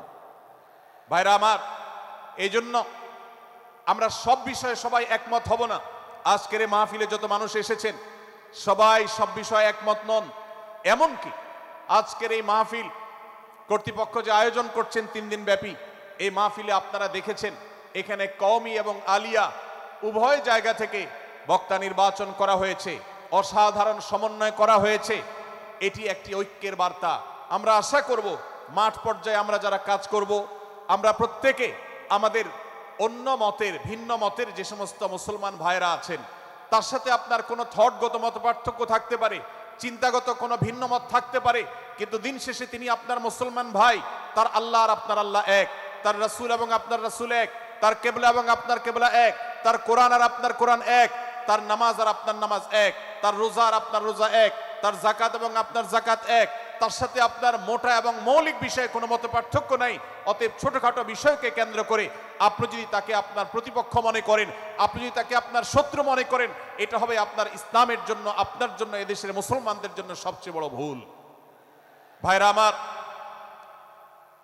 হারদুই হযরত আশরাফ আলী থানভী রহমতুল্লাহ আলাইহির সর্বশেষ খলিফা আবরুল হক সাহেব রহমতুল্লাহ আলাইহি বলতেন, दीन के हर काम करने वालों को रफीक समझो, फरीक न समझो। যারাই আল্লাহর দ্বীনকে বুলন্দ করবার জন্য, যারাই আল্লাহর দ্বীনকে সেবা দেওয়ার জন্য, খেদমত করার জন্য কাজ করছে, তার পদ্ধতি তোমার থেকে ভিন্নতর হতে পারে। তাকে তুমি তোমার বন্ধু মনে করো, সহযাত্রী মনে করো, পথযাত্রী মনে করো, সহযোদ্ধা মনে করো, তোমার প্রতিপক্ষ মনে করবে না। প্রিয় ভাইরা আমার, আজ বাংলাদেশে ইসলাম যতটা পিছিয়ে আছে তার প্রধান কারণ হলো আমাদের অনৈক্য। আজ আমরা যদি আমাদের মধ্যকার যে সমস্ত দেয়াল এবং প্রাচীরগুলো, অদৃশ্য প্রাচীরগুলো উঠে আছে, যেগুলো আমাদের মুসলিম ভ্রাতৃত্বকে ভেঙে খান খান করে দিয়েছে, টুকরো টুকরো করে দিয়েছে, যদি আজ আমরা সে সমস্ত অদৃশ্য প্রাচীরগুলো দূরে সরাতে পারতাম, আমার ভিন্ন মতের ভাইকে যদি আমার ভাই মনে করতে পারতাম, তার যদি আমি কল্যাণকামী হতে পারতাম, আল্লাহর কোরআনের ঘোষণা অনুযায়ী এই মুসলমানদের ঐক্যবদ্ধ শক্তিকে দমাবার শক্তি পৃথিবীর কারোর নাই, কারোর নাই, কারোর নাই। আজ আমার ভাইয়েরা ফিলিস্তিনে মার খাচ্ছে, যদি আজ গোটা বিশ্বের মুসলমানরা আমরা ফিলিস্তিনে মুসলমানদের উদ্ধারের ব্যাপারে ঐক্যবদ্ধ থাকতাম, ফিলিস্তিনে মুসলমানের দিকে চোখ তুলে তাকাবার শক্তি বিশ্বের কোনো কাফেরদের থাকতো না। আজ যদি আমরা আমাদের মুসলমান নির্যাতিত ভাইদের ব্যাপারে সারা বিশ্বের মুসলমানরা ঐক্যবদ্ধ অবস্থান গ্রহণ করতে পারতাম, মুসলমানের দিকে চোখ তুলে তাকাবার শক্তি বিশ্বের কোনো কারোর থাকতো না। ভাইরা আমার, গোটা বিশ্বে ঐক্য প্রতিষ্ঠা করা আপনার আমার মতো সাধারণ মানুষের দ্বারা হয়তো সম্ভবপর হবে না, কিন্তু আমরা যারা মাঠ পর্যায়ে কাজ করছি, আমি আপনাদেরকে করজোড় করে অনুরোধ করতে চাই। আমি জানি আপনার এলাকাতে, আপনার মহল্লাতে আপনার সাথে অন্য মুসলমান ভাইদের অনেক ক্ষেত্রে মতভিন্নতা আছে। সেটা রাজনৈতিক দৃষ্টিভঙ্গির ক্ষেত্রে হতে পারে, সেটা ধর্মীয় থট এবং মানহাজ, মাযহাব, মাসলাকগতভাবে হতে পারে, সেটা অন্য কোনো ইস্যুভিত্তিক মত পার্থক্য হতে পারে। আল্লাহর জন্য, আল্লাহর ওয়াস্তে, আল্লাহর ওই আয়াতকে মেনে আমল করার চেষ্টা করি আমরা। আল্লাহ বলেছেন, ওয়া'তাসিমু বিহাবলিল্লাহি জামিআন ওয়া লা তাফাররাকু, তোমরা আল্লাহর রশিকে সবাই ঐক্যবদ্ধভাবে আঁকড়ে করে ধরো, ঐক্যবদ্ধভাবে আল্লাহর রশিকে আঁকড়ে ধরো, তোমরা পরস্পর বিচ্ছিন্ন হয়ে যেও না। আমরা অনেক ফরজের কথা শুনেছি, নামাজ রোজা ফরজ আমরা জানি, বাবা মার প্রতি সদ্ব্যবহার করার ফরজের কথা আমরা জানি, আত্মীয়তার সাথে সুসম্পর্ক, আত্মীয়তার বন্ধন রক্ষার কথা আমরা জানি, ফরজ হওয়ার কথা জানি, কিন্তু মুসলমানদের ঐক্যবদ্ধ থাকতে হবে এই ফরজের কথা আমরা অনেকেই জানি না। ভাইরা আমার, মুসলমানদেরকে আল্লাহ রাব্বুল আলামিন ঐক্যবদ্ধ থাকার নির্দেশ দিয়েছেন। এই ঐক্যটা এর মানে এই নয় যে সবাই এক মতের হয়ে যাবে সব বিষয়ে। বিভিন্ন বিষয়ে আমাদের মধ্যে মত পার্থক্য থাকবে, তারপরে আমরা একে অন্যের সহযোদ্ধা হব, সহযাত্রী হব, আমরা একে অন্যের কল্যাণকামী হব, একে অন্যের ভালো চাইব। আমার ভিন্ন মতের মুসলমানের কোনো ক্ষতিতে আমি খুশি হব না, তার ক্ষতিতে আমি কষ্ট পাবো, তার সাফল্যকে আমি এনজয় করব, আনন্দিত হব। এটা যদি করতে না পারি তো আমি কখনো খালেস এবং সাচ্চা মুসলমান হতে পারলাম না। আল্লাহ তাআলা আমাদের অন্তরগুলোকে উদার করে দিন, ব্রড করে দিন, প্রশস্ত করে দিন, বড় করে দিন, উম্মার ঐক্যের প্রয়াসী হওয়ার তৌফিক দান করুন বলুন আমিন। ভাইরা আমার, আমরা মহল্লায় মহল্লায়, এলাকায় এলাকায়, মসজিদে মসজিদে, আমাদের নিজস্ব বলয়ে, নিজস্ব অঙ্গনে আমরা চেষ্টা করব ভিন্ন ভিন্ন মতের মুসলিম ভাইকেও আমার ভাই হিসাবে আঁকড়ে ধরার, আপন করার। ডক্টর খন্দকার আব্দুল্লাহ জাহাঙ্গীর রাহমাহুল্লাহ এই অঞ্চলের সন্তান। তিনি বলতেন, বেদাতে লিপ্ত কোনো মুসলমান, তার ব্যাপারেও আমি মনে করি আমার ভাই ভুলের মধ্যে আছেন, তার ব্যাপারে আমার মায়া মমতা কাজ করে, আমি তার কল্যাণকামী, তাকে আমার ভাই মনে করি। ঠিক একইভাবে আমার কোনো মুসলমান ভাইয়ের সাথে যদি আমার ভিন্ন মতের কারণে আমার মনে হয় যে তিনি ভুল পথে আছেন, তারপর তাকে আমি শত্রু ভাববো না, তার অকল্যাণ আমি চাইবো না। আজ বাংলাদেশের বাস্তবতায় যদি আমরা তাকাই, দেখতে পারবো ইসলাম এবং মুসলমানদের যত শত্রু আছে, আমরা দেখেছি গত কয়েক যুগ ধরে তাদের নিজেদের মধ্যে হাজারো বিভক্তি, হাজারো মত পার্থক্য থাকা সত্ত্বেও মুসলমানদের শত্রুতা করার ব্যাপারে তারা সবাই ঐক্যবদ্ধ। অথচ আমরা মুসলমানরা আমাদের আল্লাহ, আমাদের রাসূল, আমাদের কোরআন, আমাদের কিবলা, আমাদের সবকিছু এক হওয়া সত্ত্বেও ছোটখাটো বিষয়কে নিয়ে আমরা আমাদের মধ্যকার বিভেদের প্রাচীরগুলোকে দাঁড় করিয়ে রেখেছি, যার কারণে আমরা গোটা বিশ্বে যেমন মার খাচ্ছি, আমাদের এই প্রিয় মাতৃভূমিতেও আমরা সংখ্যায় সবচেয়ে বেশি হয়েও আমরা কালচারালি মাইনরিটি হয়ে আছি, সংস্কৃতিতে আমরা সংখ্যালঘু হয়ে আছি। সব ক্ষেত্রে আমাদেরকে ইগনোর করা হয়। 4 লক্ষ মসজিদের এদেশের 4 লক্ষ ইমাম আছেন, 4 লক্ষ মুয়াজ্জিন আছেন। এই মসজিদগুলো এদেশে এর নেটওয়ার্ক যতটা শক্তিশালী, এদেশের সকল রাজনৈতিক দলগুলোর নেটওয়ার্ককে যদি একত্র করা হয়, মসজিদগুলোর মতো এতটা শক্তিশালী নেটওয়ার্ক এদেশের সমাজে নাই। কিন্তু ওলামা একরামকে ইগনোর করা হয়, মুসলমানদের ইগনোর করা হয়। এদেশের আইনে কোরআন এবং সুন্নাহ এদেশের মুসলমানদের ধ্যান ধারণাকে কখনো বিবেচনায় আনা হয় না। এই যে মুসলমানদের আজ দুরবস্থা, এর অন্যতম প্রধান কারণ হলো আমাদের হাজার হাজার ভাগে বিভক্তি। এই বিভক্তির দেয়ালগুলোকে তুলতে হবে কি হবে না? যদি হয় তাহলে আপনি নিজে থেকে শুরু করে দিন। আপনি যেই মতই লালন করেন না কেন, আপনার ভিন্ন মতের মুসলমানকে আপনি ভাই মনে করবেন, তার সাথে বুক মেলাতে আপনার কষ্ট হবে না, তার সাথে বসতে আপনার অসুবিধা হবে না। ভিন্ন মতের আলেম, এক মতের আলেম আরেক মতের আলেমের সাথে বসতে অসুবিধা হবে না। এক মতের অনুসারী আরেক মতের অনুসারীকে ভাই বলতে অসুবিধা হবে না। আমরা সোশ্যাল মিডিয়াতে নিজেদের মধ্যে কামড়াকামড়ি করব না, নিজেদের মধ্যে আমরা ঝগড়া বিবাদ করব না। এবং যদি কেউ বিবাদে লিপ্ত হয়, সূরা হুজরাতের 9 এবং 10 নম্বর আয়াতের শিক্ষা বলছে, মুসলমানদের মধ্যে দুটি দল যদি মারামারিতে লিপ্ত হয়, তুমি সেখানে গিয়ে খোঁচাখুচি করে মারামারি বানানোর তো প্রশ্নই ওঠে না। বরং আল্লাহ বলছেন যে ফাসলিহু বাইনাহুমা, তাদের উভয়ের মধ্যে মীমাংসা করবার জন্য তুমি উদ্যোক্তা হও, তুমি উদ্যোগী হও। ভাইরা আমার, আমরা অনেকেই হয়তো জেনে থাকবো মিথ্যা এটা আল্লাহর জমিনের সবচেয়ে বড় জঘন্য অপরাধগুলোর মধ্যে থেকে একটি। একজন মুসলমান কোন অবস্থাতে মিথ্যা বলতে পারে না। কিন্তু কোন মুসলমান যদি অন্য মুসলমানের সাথে কখনো বিবাদ বিতণ্ডায় লিপ্ত হয়ে যায়, দুজন মুসলমান বা দুটি বলয়, দুটি পক্ষ, দুটি গোষ্ঠী মুসলমানদের, তাদের মধ্যে যদি কোনো বিষয় যদি ভুল বুঝাবুঝি তৈরি হয়, ভিন্ন মত সৃষ্টি হয়, একে অন্যের সাথে শত্রু ভাবাপন্ন হয়ে যায়, তাহলে তাদের দুইজনের মধ্যে বা দুই পক্ষের মধ্যে মীমাংসা করবার জন্য কেউ যদি মিথ্যা কথাও বলে, অর্থাৎ আপনি এক পক্ষের কাছে গিয়ে বললেন, ভাই আপনি যাকে এত খারাপ মনে করছেন, যার ব্যাপারে আপনি এতটা রাগান্বিত হয়ে আছেন, আমি তো জানি তিনি আপনার ব্যাপারে অনেক সফট চিন্তা রাখেন, আপনার ব্যাপারে অনেক ইতিবাচক ভাবনা রাখেন, আপনার ব্যাপারে অনেক সুধারণা পোষণ করেন। আপনি যদি একজন মুসলমানের কাছে গিয়ে, এক পক্ষের কাছে গিয়ে যদি এই কথাটা বলেন, বাস্তবে তিনি যদি এটা নাও বলেন, তারপরেও আপনি যদি এই মিথ্যা কথা বলেন, এই মিথ্যা এটা শুধু জায়েজ নয়, বরং এই মিথ্যাটা এর মাধ্যমে আপনি যে তাদের পরস্পরের সম্পর্ককে ভালো করার চেষ্টা করেছেন, এর মাধ্যমে আপনি আল্লাহর কাছে নেকি এবং সওয়াব পাবেন ইনশাআল্লাহ। ভাইরা আমার, তাহলে দুজন মুসলমান, দুটি পক্ষ, দুটি দল, দুটি বলয়, দুটি গোষ্ঠী যদি কখনো ভিন্ন মত তাদের মধ্যে তৈরি হয়, সেটা যদি মারামারিতে গিয়ে পৌঁছায়, সেটা যদি বিবাদ বিতণ্ডা পর্যন্ত গিয়ে পৌঁছায়, আমাদের কাজ হবে মধ্যে থেকে সেটাকে মীমাংসার মাধ্যমে দূরত্বকে কমানো। আমরা কখনো দূরত্ব বাড়াবো না, পারলে দূরত্ব কমাবো। ডক্টর খন্দকার আব্দুল্লাহ জাহাঙ্গীর রহমতুল্লাহ একটা কথা বলতেন, মুসলমানদের বাড়িতে যে আগুন লেগেছে, বিভেদের আগুন, মতবিরোধের আগুন, মত পার্থক্য, এটা মতবিরোধে যে পৌঁছে গেছে,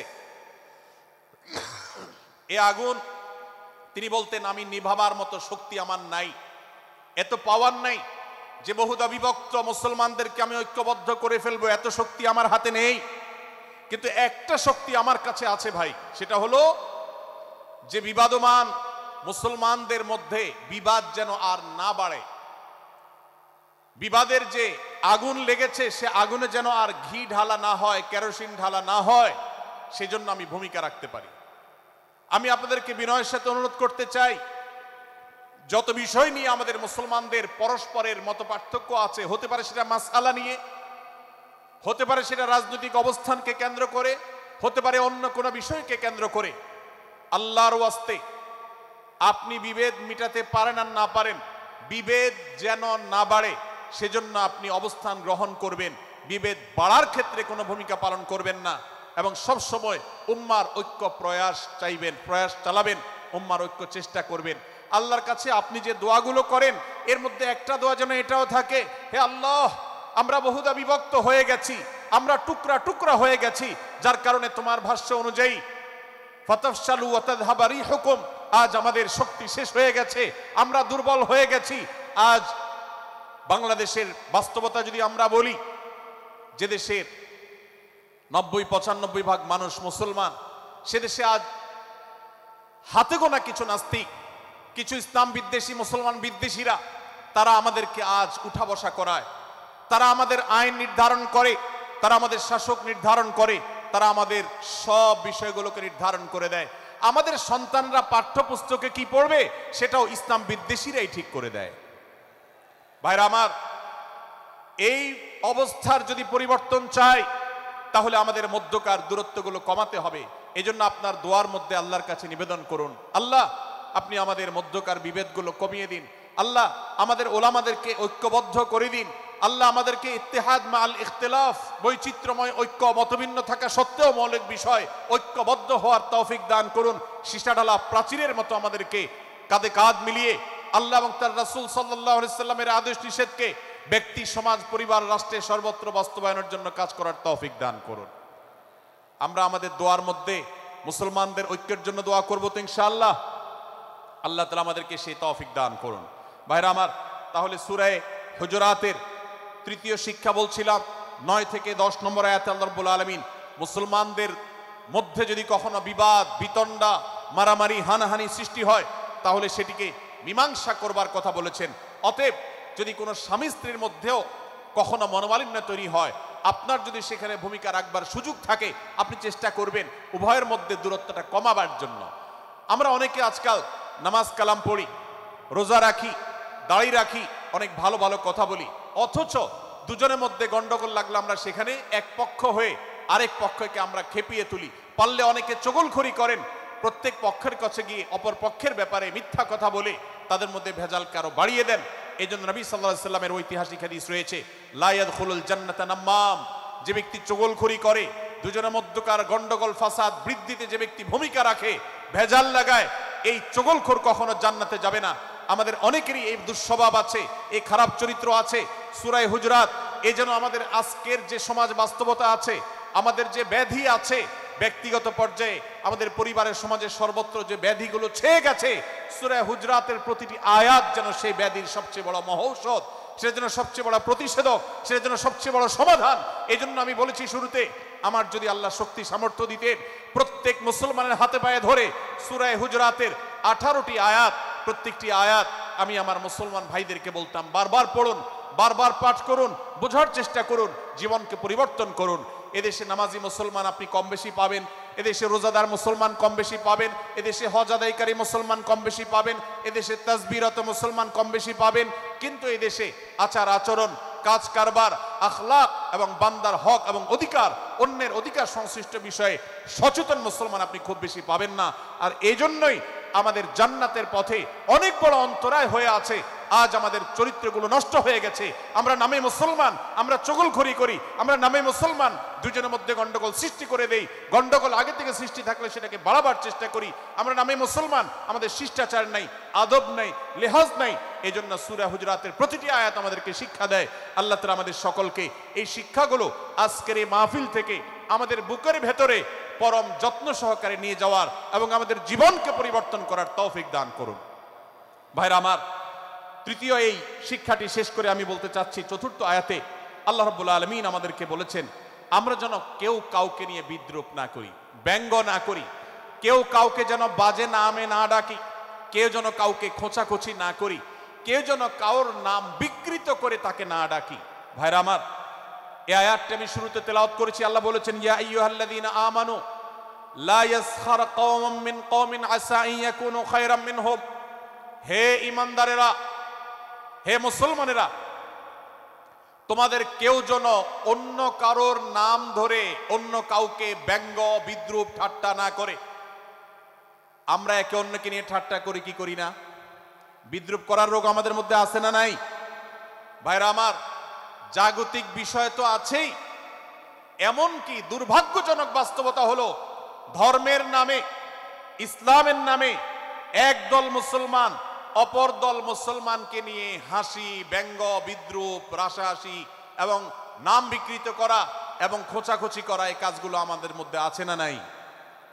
আমরা যারা ইসলামের খেদমত মনে করে আমার ভিন্ন মতের, ভিন্ন দলের মুসলমানকে খোঁচাখুচি করি, আমরা যারা আল্লাহর খেদমত মনে করে, ইসলামের সেবা মনে করে, দাওয়াতের কাজ মনে করে, ইসলাম প্রচার মনে করে ভিন্ন মতের অন্য দলের মুসলমানকে নিয়ে ব্যঙ্গ, বিদ্রূপ আর হাসাহাসি করি, তাদেরকে সোশ্যাল মিডিয়াতে, অনলাইনে, অফলাইনে তুচ্ছ তাচ্ছিল্য করি, আল্লাহর শপথ করে বলছি, এটা ইসলামের সেবা নয়, এটা হলো প্রবৃত্তির পূজা, এটা হলো আপনার নফসের পূজা, এটা হলো আপনার প্রবৃত্তির গোলামি করা, এটা আল্লাহর গোলামি নয়, এটা ইসলামের খেদমত নয়, এটা ইসলামের 12টা বাজানো। ভাইরা আমার, কোন অবস্থাতে একজন মুসলমান অন্য মুসলমানকে নিয়ে ব্যঙ্গ বিদ্রুপ করতে পারে না। আমার মুসলমান ভাই যদি কোনো ভুল কথা বলে, ভুল কাজ করে, আমি যথাযথ নিয়মে তাকে সংশোধনের চেষ্টা করব। সমালোচনা করার দরকার হলে সেটাও করব, কিন্তু হাসাহাসি নয়, বিদ্রুপ নয়, ব্যঙ্গ করা নয়। আজ আমাদের তরুণদের মধ্যে এটা একটা আর্টে পরিণত হয়েছে। আপনারা রোস্টিং ভিডিওর কথা কম বেশি সবাই জেনে থাকবেন। রোস্টিং ভিডিওর কথা আপনারা জানেন কি জানেন না? ভাইরা আমার, রোস্টিং ভিডিও নামটা দেখেন, অর্থাৎ কাউকে রোস্ট করা। আমরা মুরগি রোস্ট করার কথা জানি, এখন মানুষ রোস্ট করার সিস্টেম শুরু হয়েছে। একজন মানুষের কোনো ভুল কিছু পেয়েছেন, অবশ্যই আপনি সমালোচনা করবেন। আপনি একজন মুসলমান হিসেবে জানতে হবে কারোর ভুলের সমালোচনার মূলনীতি আছে। মূলনীতি আছে না নেই? কোরআন এবং সুন্নাহর বাতানো যে প্রিন্সিপাল, সেটাকে লক্ষ্য করে, সেটাকে আমলে নিয়ে, সেটাকে ধরে ধরে যদি আপনি সমালোচনা না করেন, তাহলে আপনার এই সমালোচনা এটাই আপনাকে জাহান্নামে নেওয়ার কারণ হতে পারে।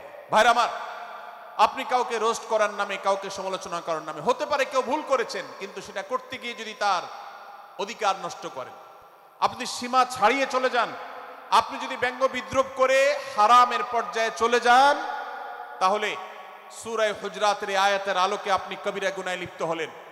আমরা অনেকে আছি যে ব্যক্তিগত পর্যায়ে এই বিদ্রুপ করাটাকে আমরা কোনো বিষয় মনে করছি না। সোশ্যাল মিডিয়াতে অনেকগুলো ভিডিও ক্লিপ আছে, আপনাদের চোখে নিশ্চয়ই পড়েছে, আমার চোখে বহু পড়েছে, যে অনেক সময় দেখা যায় বিনোদনের নামে কাউকে খোঁচাখুচি করা, কাউকে অপমান করা, কাউকে হয়তো ধাক্কা দিয়ে পানি দিয়ে ফেলে দেয়া, কাউকে কষ্ট দেয়া, কাউকে হয়তো প্রতারিত করা, এটাকে আমরা এনজয় করি। অনেক ভিডিও ক্লিপে দেখা যায় এভাবে কাউকে কোনোভাবে অপমানিত করে, কাউকে কোনোভাবে ধোঁকা দিয়ে বোকা বানিয়ে আমরা এনজয় করি, আমরা হাসাহাসি করি। আমাদের রুচি নষ্ট হতে হতে আজ এই পর্যায়ে এসেছে যে এটা আমাদের এনজয়ের বিষয় হয়েছে, এটা আমাদের আনন্দের বিষয় হয়েছে। ভাইরা আমার, সূরা হুজরাতের এই আয়াত, অর্থাৎ 11 নম্বর আয়াত, এই আয়াত বলছে আমাদের জন্য কোন মুসলমানকে, কোন মানুষকে ব্যঙ্গ বিদ্রুপ করা হারাম। কোন মুসলমানকে ব্যঙ্গ বিদ্রুপ করা কি হারাম। অতএব আপনি রসিকতা করে যদি কারোর সাথে ব্যঙ্গ বিদ্রুপ করেন এবং সেটা যদি তার মনে কষ্ট হওয়ার কারণ হয়, তিনি যদি সমাজের মানুষের কাছে হেয় প্রতিপন্ন হন, তাহলে ইসলামী শরিয়ার দৃষ্টিকোণ থেকে সারা বিশ্বের সমস্ত ওলামাদের ঐক্যমতে সেটা হারাম। আমরা চুরি করা হারাম জানি, আমরা ডাকাতি করা হারাম জানি, আমরা মাদক সেবন করা হারাম জানি, আমরা নামাজ ত্যাগ করা হারাম জানি।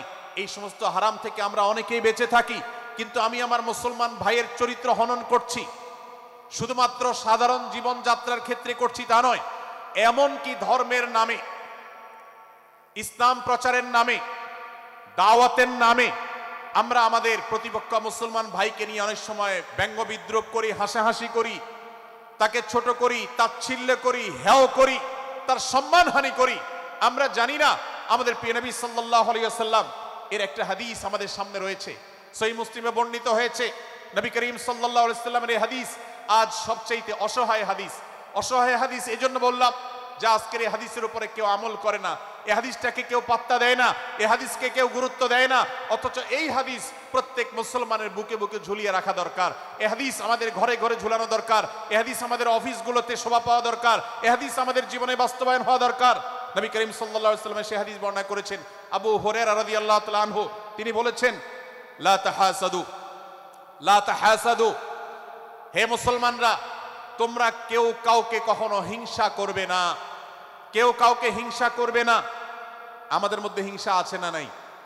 হিংসা আছে না নাই? আমরা একে অন্যকে হিংসা করি। একদল মুসলমান অন্য দল মুসলমানকে হিংসা করে, কেউ কারো ভালো দেখতে পারে না। ভাইরা আমার, আল্লাহ নবী বলেছেন, লা তাহাসাদু, তোমরা একে অন্যকে হিংসা করো না। ওয়ালা তানাজাসু, কেনা বেচা করতে গিয়ে কেউ কাউকে ধোঁকা দিও না, প্রতারণা করো না। ওয়ালা তাবাগাদু, তোমরা একে অন্যের সাথে শত্রুতা বিদ্বেষ পোষণ করবে না। ওয়ালা তাদাবারু, তোমাদের কেউ যেন কারোর পেছনে লেগে না থাকে, কাউকে অবজ্ঞা যেন না করে। ওয়ালা ইয়াবি আহাদুকুম আলা বাই'i আখিহি, এবং তোমাদের কেউ যেন আরেকজনের কেনাবেচার উপরে সেখানে ইন্টারফেয়ার করে সে যেন সেখানে কোন প্রকার ক্ষতিগ্রস্ত কাউকে না করে। ওয়াকুনু ইবাদাল্লাহি ইখওয়ানা, হে মুসলমানরা তোমরা আল্লাহর বান্দা ভাই ভাই হয়ে থাকো। তোমাদের মধ্যে মতপার্থক্য থাকুক, দলগত মতপার্থক্য, অবস্থানগত মতপার্থক্য, থটগত মতপার্থক্য, মাযহাব মাসলাবগত মতপার্থক্য থাকুক, কিন্তু তোমরা আল্লাহর বান্দা ভাই ভাই হয়ে থাকো। এক দলের মুসলমানকে আল্লাহ তাআলা ভাই ভাই হতে বলেন নাই, এক গ্রুপের মুসলমানকে আল্লাহ ভাই ভাই হতে বলেন নাই, এক বলয়ের মুসলমানকে আল্লাহ ভাই ভাই হতে বলেন নাই, নিজ দলের মুসলমানের সাথে আল্লাহ ভাই ভাই থাকতে বলেন নাই। আল্লাহ বলেছেন সকল মুসলমানদের সাথে ভাই ভাই হয়ে থাকার জন্য, ভ্রাতৃত্বের বন্ধনে থাকার জন্য। এজন্য আল্লাহ নবী সাল্লাল্লাহু আলাইহি ওয়াসাল্লাম সে নির্দেশ করেছেন। আল্লাহ নবী সাল্লাল্লাহু আলাইহি ওয়াসাল্লাম আরো বলেছেন, আল মুসলিমু আখুল মুসলিম, মুসলমান মুসলমানের ভাই, লা ইয়াজলিমুহু ওয়ালা ইয়াখযুলুহু, কোন মুসলমান কোন মুসলমানকে জুলুম করতে পারে না, তার আইল ঢেলতে পারে না, তার জমি দখল করতে পারে না, তার অধিকার নষ্ট করতে পারে না, তাকে কথা দিয়ে অত্যাচার করতে পারে না, ওয়ালা ইয়াখযুলুহু, তাকে অপমানিত করতে পারে না, লাঞ্ছিত করতে পারে না, ওয়ালা ইয়াকযিবুহু, তার সাথে মিথ্যা বলতে পারে না, ওয়ালা ইয়াহকিরুহু, তাকে তাচ্ছিল্য করতে পারে না। আত্তাকওয়া হাহুনা, আত্তাকওয়া হাহুনা, আত্তাকওয়া হাহুনা। নবীজি তিনবার নিজের বুকের দিকে তাকিয়ে দেখিয়েছেন, তাকওয়া এখানে, তাকওয়া এখানে, তাকওয়া এখানে। আমাদের অন্তরকে ভালো করতে হবে, সমস্ত মুসলমানদের জন্য উদার হতে হবে, কলিজাকে বড় করতে হবে, মনটাকে ব্রড করতে হবে, প্রশস্ত করতে হবে, অন্য মুসলমানকে ভাই মনে করতে হবে। কোন ভিন্ন মতের মুসলমানের সাথে শত্রুতা পোষণ করা যাবে না। ভাইরা আমার, অতএব এই হাদিসকে সামনে রেখে এই হাদিসের শেষ অংশে নবী সাল্লাল্লাহু আলাইহি ওয়াসাল্লাম বলেছেন, আল মুসলিমু কুল্লুল মুসলিমি আলাল মুসলিমি হারামুন দমুহু ওয়া মালুহু ওয়া ইরদুহু। এক মুসলমানের জন্য অন্য মুসলমানের তিনটি জিনিসকে আল্লাহ তাআলা হারাম করে দিয়েছেন। কোন মুসলমানের রক্ত এটা প্রবাহিত করা, কাউকে হত্যা করা যেরকম হারাম, কোন মুসলমানের সম্পদ অন্যায়ভাবে আপনি ভোগ করবেন, দখল করবেন, মেরে দিবেন, এটা হারাম। ঠিক একইভাবে কোন মুসলমানের সম্মান নষ্ট করবেন, ইজ্জত নষ্ট করবেন, সম্ভ্রম নষ্ট করবেন, অপমান করবেন, এটাকে আল্লাহ তাআলা হারাম করেছেন। আল্লাহ তাআলা আমাদের সবাইকে অন্য মুসলমানদের ব্যাপারে এরকম দায়িত্বশীল ভূমিকা রাখার তৌফিক দান করুন, বলুন আমিন। ভাইরা আমার, সূরা হুজরাতের 4 নম্বর আয়াতের এই শিক্ষাকে ধারণ করে আমরা কারোর প্রতি ব্যঙ্গাত্মক আচরণ করব না। অনেক মুসলমান আছেন অন্য মুসলমানদের নাম ধরে ধরে বিদ্রুপ ব্যঙ্গ করেন, নাম বিকৃত করেন। অনেক সময় আমরা রসিকতা করেও আমাদের অনেকের নাম বিকৃত করি। আল্লাহ সুবহানাহু ওয়া তাআলা এটাকে হারাম করেছেন। এমনকি নবী সাল্লাল্লাহু আলাইহি ওয়াসাল্লাম বলেছেন, লা তাকুল লিকাসিরিন ইয়া কাসিরু, কোন খাটো বা বেটে মানুষকে হে বেটে, হে খাটো এরকম বলে ডেকো না। নবী সাল্লাল্লাহু আলাইহি ওয়াসাল্লাম বলেছেন, এভাবে ডাকলে তিনি অপমানিত হন। আল্লাহ তাকে এভাবে সৃষ্টি করেছেন। আমরা অনেক সময় দেখা যায় একে অন্যকে খোঁচা মারতে গিয়ে তার গায়ের রং কালো হলে, তিনি দেখতে আকারে ছোট হলে তাকে আমরা ব্যঙ্গ করি, বিদ্রুপ করি, তাকে আমরা তাচ্ছিল্য করি, তাকে আমরা অপমান করি, তাকে আমরা অপদস্থ করি। ভাইরা আমার, এটা আমাদের জন্য হারাম। আমি আবারও বলছি, চুরি হারাম আমরা জানি, ডাকাতি হারাম আমরা জানি, আমরা অন্যান্য হারামের কথা জানি, কিন্তু এই যে এক মুসলমান অন্য মুসলমানের অধিকার নষ্ট করা হারাম, এটা আমরা জানি না। এক মুসলমান অন্য মুসলমানের নাম বিকৃত করা হারাম, এটা আমরা জানি না।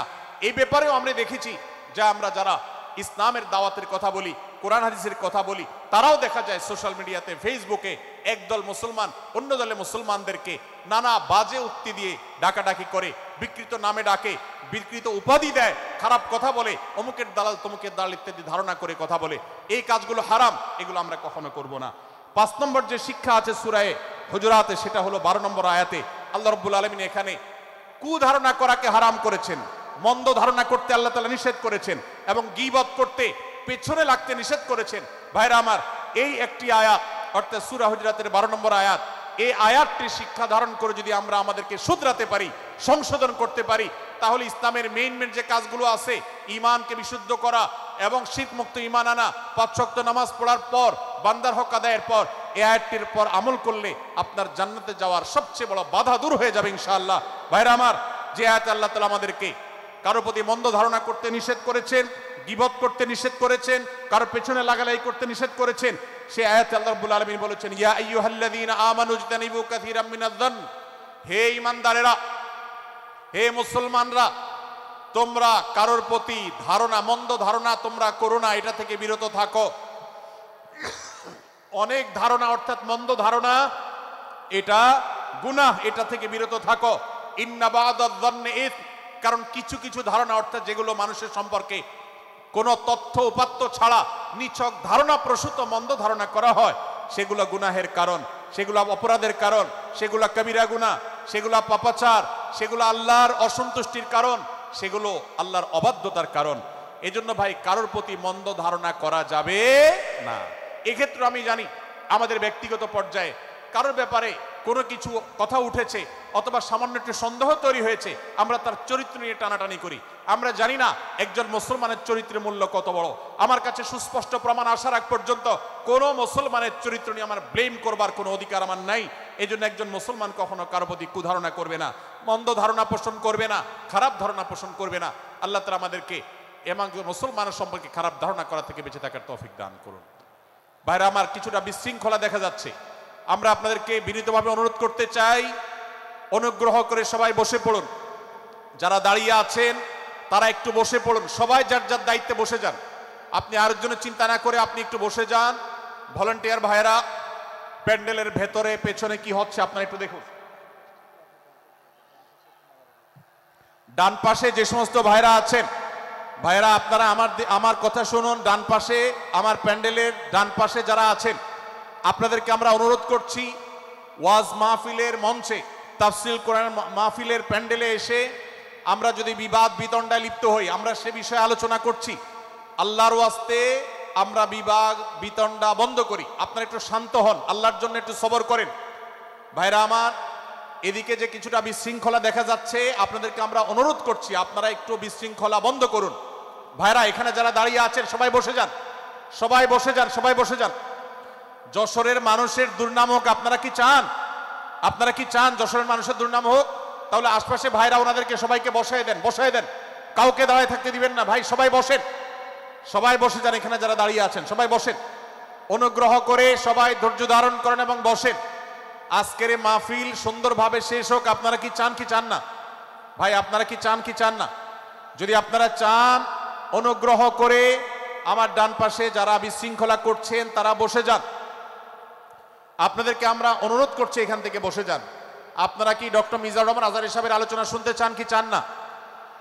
যদি চান তাহলে মেহেরবানি করে আওয়াজ বন্ধ করে পরিবেশ শান্ত করে। এখানে অল্প কিছু মানুষের মধ্যে বিশৃঙ্খলা দেখা যাচ্ছে।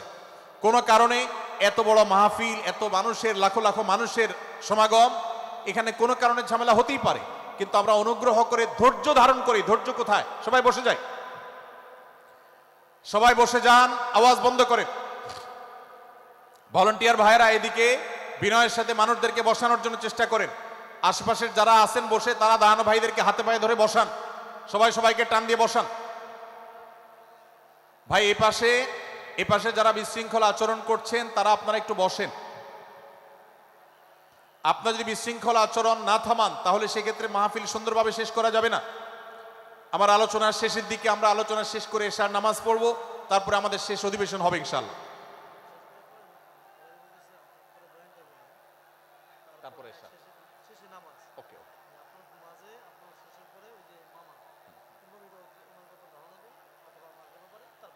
ভাই মেহেরবানি করে আপনারা শান্ত হন। আমাদের আলোচনার পর আজকের আমাদের প্রধান আকর্ষণ এবং প্রধান বক্তা ডক্টর মিজানুর রহমান আজহারী হাফিজাহুল্লাহ তিনি আসবেন, তিনি আলোচনা করবেন। তারপরে আমরা মাঠে ইনশাআল্লাহ সবাই জামাতের সাথে এশার সালাত আদায় করব। আমি কয়েক মিনিটের মধ্যে আলোচনা শেষ করব, আপনারা মেহেরবানি করে শান্ত হন। জাযাকুমুল্লাহ খাইর। ভাইরা আমার, আমি যে জায়গাটা ছিলাম, সূরা হুজরাতের 12 নম্বর আয়াতে আল্লাহ রাব্বুল আলামিন আমাদেরকে সূরা হুজরাতের 5ম শিক্ষা দিয়েছেন। মুসলমানদের জন্য যা গুরুত্বপূর্ণ তা হলো আমরা কারোর প্রতি মন্দ ধারণা করব না।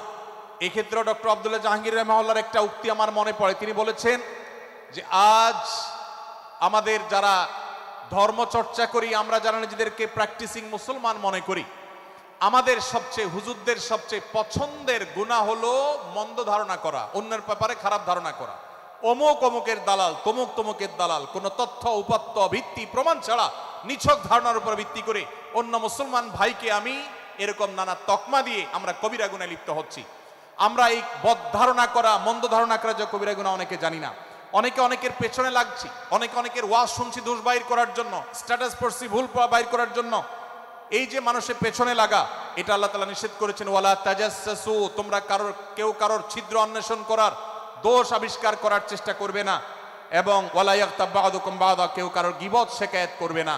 এই আয়াতে আমাদেরকে কেউ কারোর পেছনে পরনিন্দা করতে নিষেধ করেছেন। ইসলাম বলে আমরা মানুষের সামনে মানুষের ভুলের কথাগুলো বলবো বিনয়ের সাথে, যাতে তিনি সংশোধিত হন, আর তার পেছনে প্রশংসা করব। আমরা করি উল্টা, আমরা মানুষের সামনে এসে মানুষের প্রশংসা করি আর তার পেছনে গিয়ে তার দুর্নাম করি। ইসলামকে যদি আমরা মানতাম, সমাজটা সুন্দর হয়ে যেত।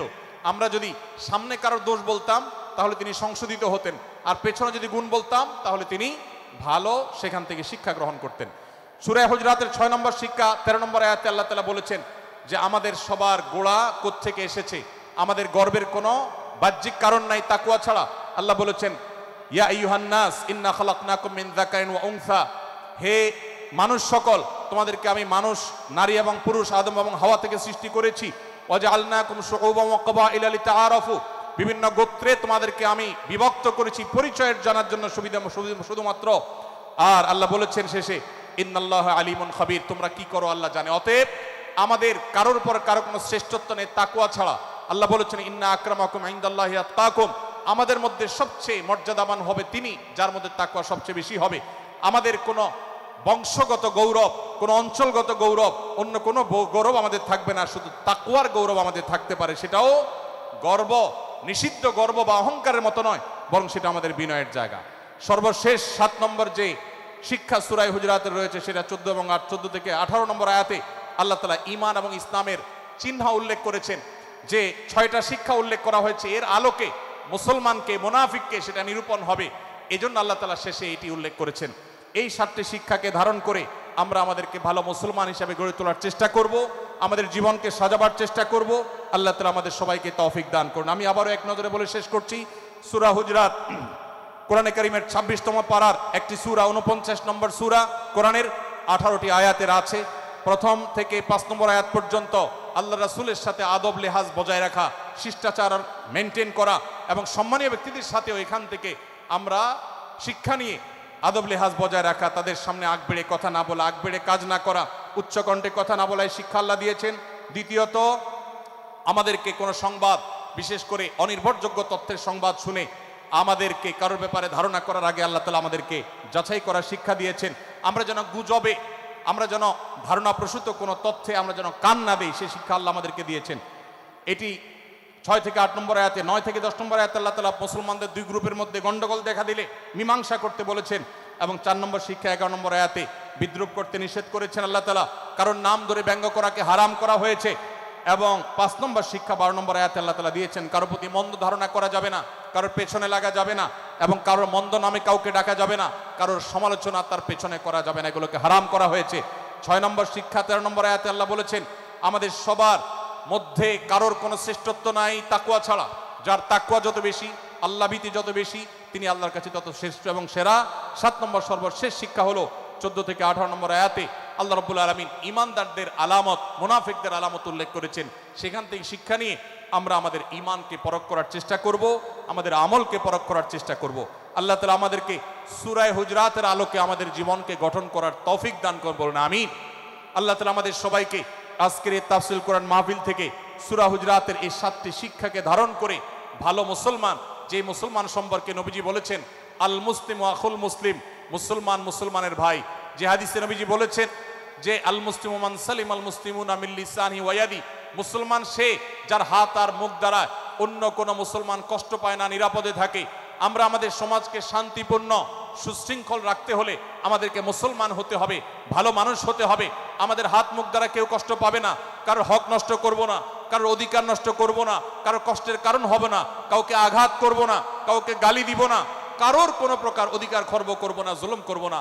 আল্লাহ তাআলা আমাদের সবাইকে কোরআন এবং হাদিস যে মুসলিমের চিত্র অঙ্কন করেছে, কোরআন এবং হাদিসে মুসলিমের যে রূপরেখা বর্ণনা করেছে, কোরআন এবং হাদিসে যে আদর্শ মুসলমানের চিত্র উপস্থাপন করেছে, আল্লাহ আমাকে, আপনাকে, আমাদের সবাইকে সেই মুসলমান হওয়ার তৌফিক দান করুন, বলুন আমিন। ভাইরা আমার, আমরা মুসলমানরা যদি কোরআন হাদিসের আলোকের সে আদর্শ মুসলমান হতে পারি, বিশ্বের মানচিত্র পরিবর্তন হতে সময় লাগবে না। বাংলাদেশের পরিস্থিতি পরিবর্তন হতে সময় লাগবে না, তবে সব কিছুর আগে আমাদেরকে বদলাতে হবে, আমাদেরকে মুসলমান হতে হবে, কোরআন এবং হাদিসের বাস্তব অনুসারী হতে হবে।